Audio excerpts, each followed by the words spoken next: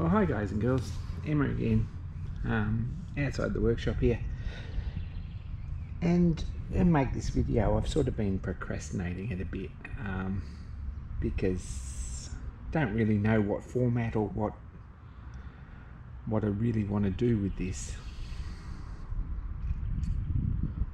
but it's really just an introduction video. There won't be much more in it, I don't think. We might have a bit of a look over it and see what it all does and how it all works and what's actually here.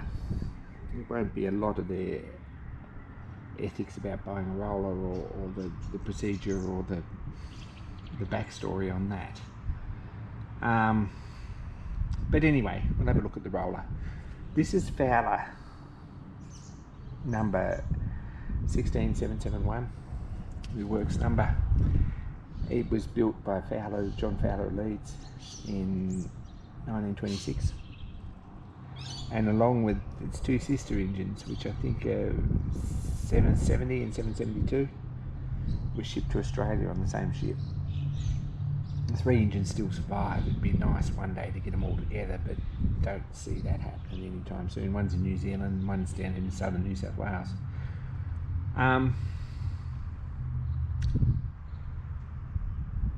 It's a 10-ton Fowler roller. On the truck it weighs 13.3 tonne, metric tonne, so it's fairly solid bit of gear. It's a 3.10-tonne roller officially, and it's a double crank compound, which means it's got two crank webs on the same crankshaft, and the compounding is side by side rather than one above the other. Barrel engines in particular had a single crank compound system, so that's what that means. It's slide valve. It is a compound, so one cylinder is quite a lot bigger than the other one, and it uses the steam twice. So as the steam expands, it gets used again in another bigger cylinder, and then runs out the exhaust. So a little bit more efficient, or a little bit more bang for the boiler.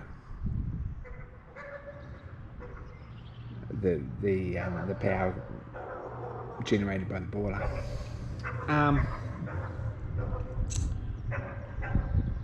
This engine's pretty original, except it's had a lot of boiler work done. It's had the new barrel. It's got a welded barrel, which is quite a bit thicker, I think, than the original one, which accounts for the bit extra weight, probably some of it. I believe it's got a new front tube plate.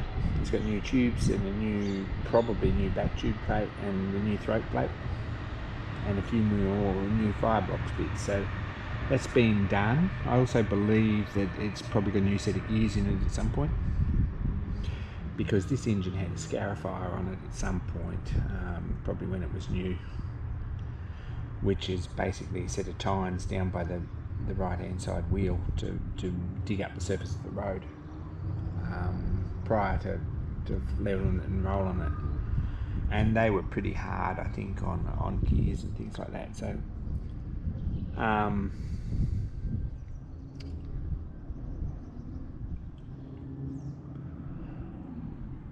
believe it's probably had a new set of gears at some point because of that, fairly recently. It's got I guess we sort of start at the front and work forward. Let's start.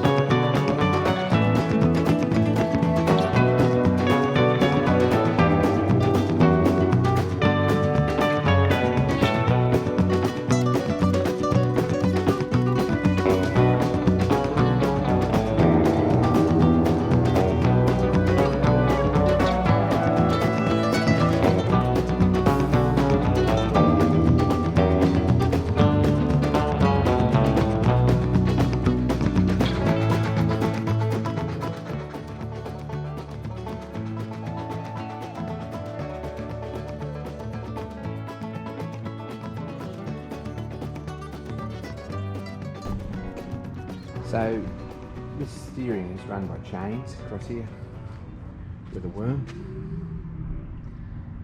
which winds one up and lets one off, and then it's got a worming gear in here up to the steering wheel, which is a straight shaft up through here to that wheel.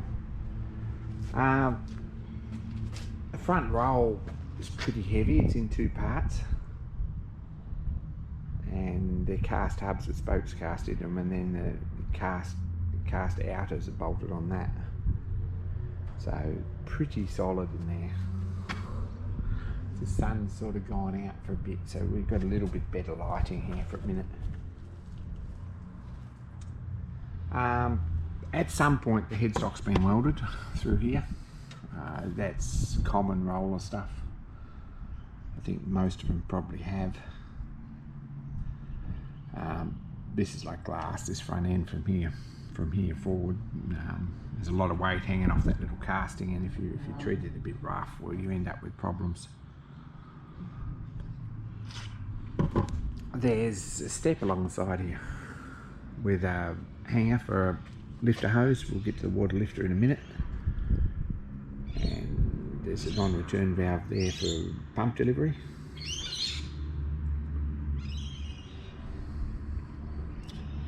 We'll have a look at the pump in a minute too. And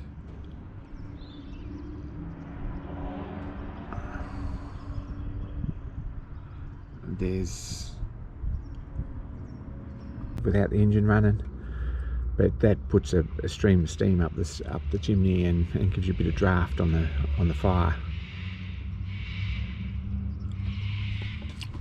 There is a door in here. Anyone's had a real close look at a fire at a steamroller before.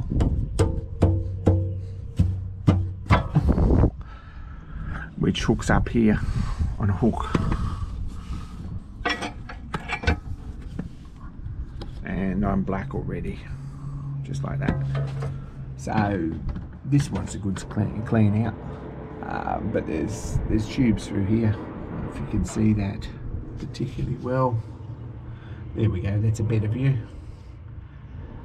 And the mesh in the top, which is sort of a primitive spark arrestor, it stops bits of wood going up the chimney. But tubes are all pretty good, and the front tube plate's excellent.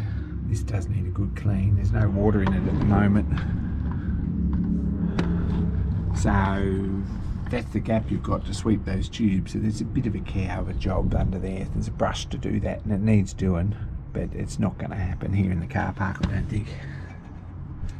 I'll just let this down.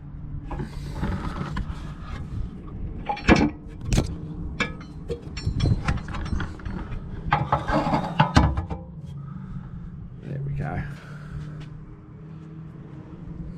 So there's a inspection door there, which is still in. Didn't slip that out. Probably could come out, but it's a bit of a care to seal, and we might leave it as it is until we get down there. There's drain plugs or inspection washout plugs here in the front, which are out at the moment, and there's a blow down tap there. That's in the front of the firebox, kind of directly below the crankshaft. Have a look sort of where that is, because it's very difficult to tell unless you stand back occasionally.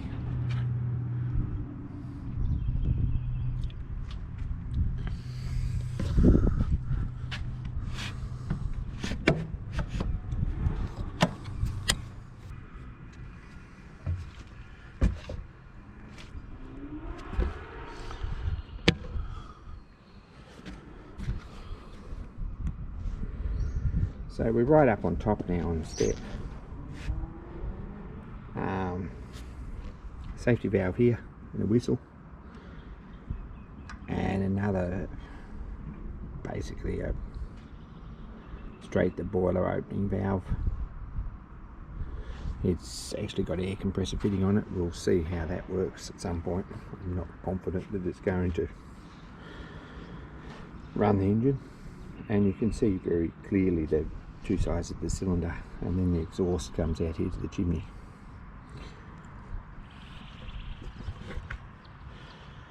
The lubricator is just a Kirkham's. It's pretty straight. It's got all the plates and everything on it. It's got some pretty dodgy pipe work back in under here, but it sort of works, I think. The delivery pipe could be redone. It's got a few repairs in it and a couple of kinks. Anyway, over there is the simpling valve, which basically allows high pressure steam through the low pressure cylinder and gives you extra starting position. It doesn't eliminate turning the flywheel to start it, but it cuts it back a bit. It's a little bit easier to start the engine with the simpling valve, and that's just controlled straight from the back end up there.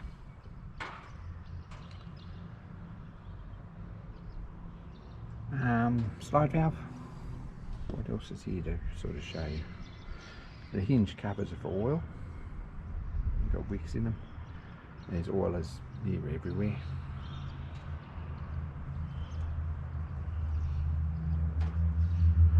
It's a 2-speed. Gearbox is 2-speed, so select one or the other. It's not really a gearbox. It's a quadrant there on the top. Here, which has got fast and slow. I'll read that, fast and slow on there, and move it this way and it engages these two gears here to the road, and move it the other way and it engages these two gears to the road on the other side of the crankshaft. So that's how that works. Most of this stuff's pretty jolly heavy and way over engineered, but it's lasted. There's an eccentric there on this side of the crank, which is for the pump, which we'll look at the moment. Then it's got a crank for the high pressure, and it's got two sets of eccentrics for valve gear, which is Stevenson link. We'll look at that in a minute. And then it's got a pulley there for the governor next to the gear, so not sure that's ever going to get used, but there we go. And we've got oilers here, one brass oilers all over it for the gear train as well. So if we move forward a bit, back a bit more,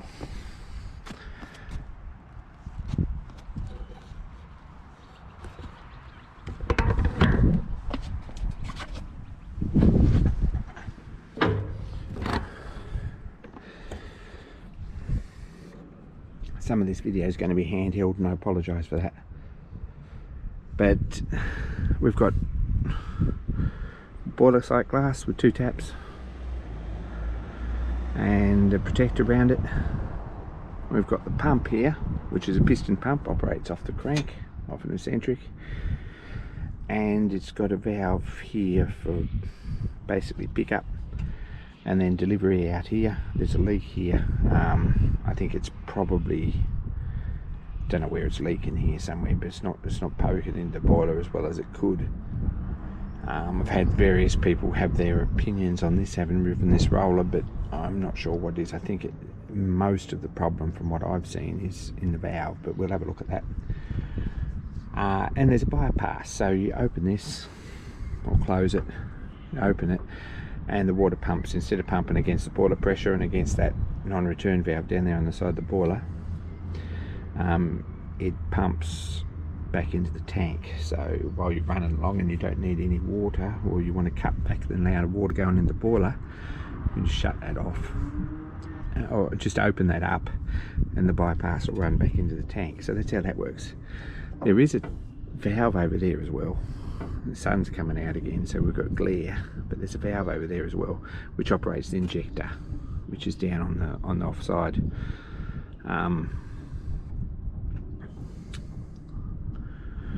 There's a John Fowler & Co. leads glass there, which it's got a red line at 200 psi. No reason to believe that that's not original. And you've got a regulator, which is this handle here, and a simpling valve, and we've got a mid-gear and fast and slow with a pin to lock it in place. It just lifts out, you lose that pin pretty easy. And there's drain valve controls there. So that's basically the controls. This one here is water level in the tank. There's no water in it at the moment because you've got both taps out, you've got the bungs out the bottom. There's not supposed to be a big hole down there in front of the fire door. There's a plate here that goes there. I'll have to put that in at some point.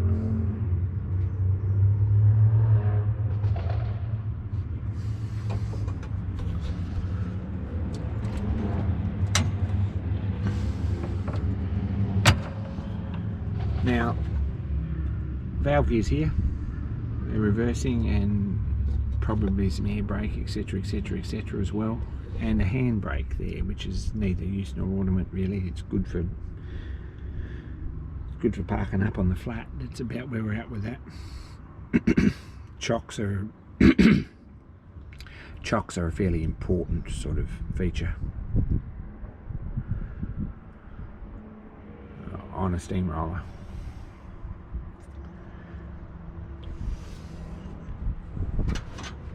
So Stevenson link valve gear, and we're going to have a look at that. We'll put this up here so we can actually see it.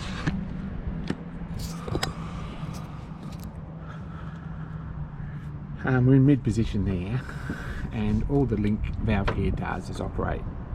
Basically, it reverses by operating on the other eccentric. They're inclined at an angle across a quadrant there.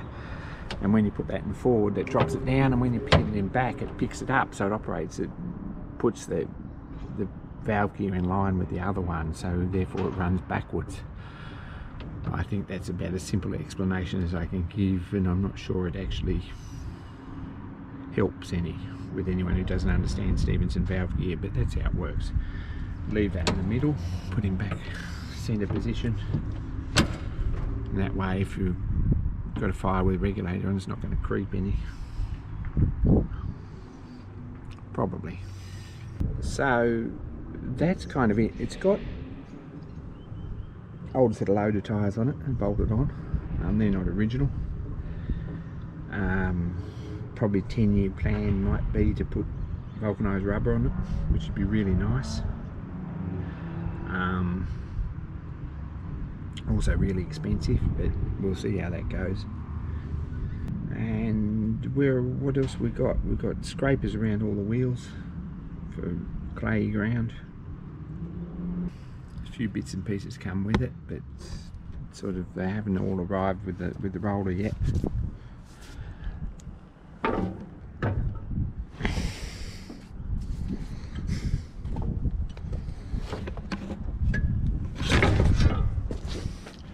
This side hub is different to the other one. We'll have a look at that. There's a diff in there, and this side hub is designed, no, it's part of a scarifier attachment, which would have a fulcrum here or a bush here with two arms that hang on the axle.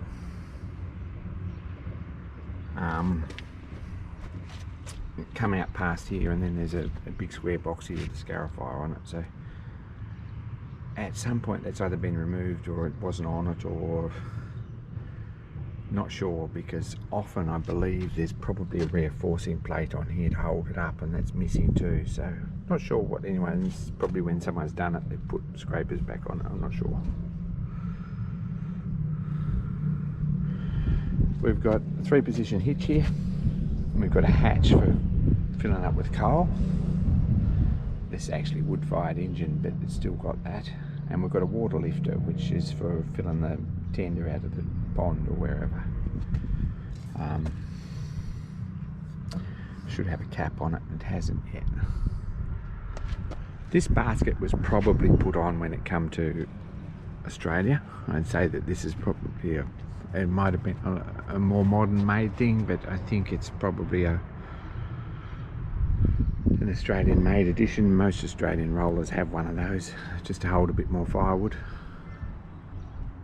We've got a toolbox, and on this side there's a pair of rollers there.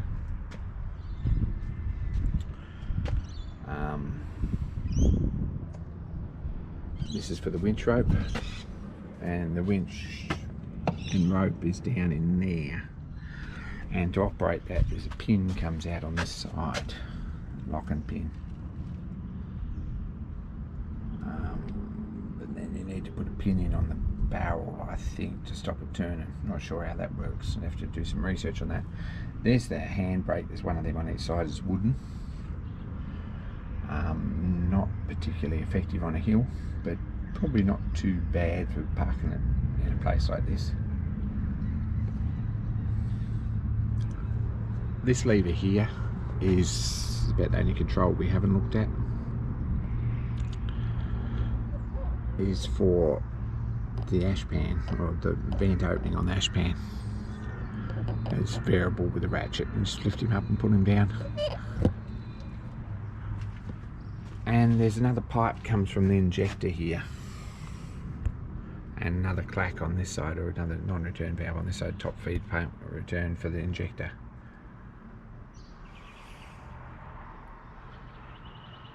And on this side we're pretty much all the same.